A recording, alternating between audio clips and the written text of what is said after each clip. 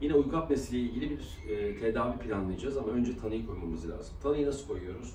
Tabii ki uyku testi altın standart, ancak flexible endoskopik muayenede en önemli tetkik yöntemlerinden biri. Ne yapıyoruz? Siz harita mühendisisiniz, beni çok iyi anlayabilirsiniz. Ben şimdi sizin bütün solunum yolu traktınızın topografik haritasını çıkarıyorum. Yani girintiler, çıkıntılar, fazlalıklar, eksikler nerede var ona bakıyorum.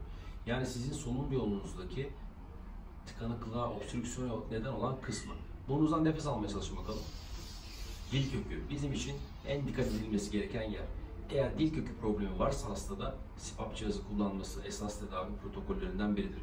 Ancak yumuşak damak, bu hastamızda olduğu gibi küçük dil sıkıntılıysa düzeltilebilir. Şimdi nefes alın burnunuzdan. Bakın lateral faryngel bantlar ne kadar daraltıyor. Horlar gibi yapın lütfen. Evet, yer belli, tedavi belli. Uyku testiyle örtüşüyorsa yürüyoruz, gidiyoruz.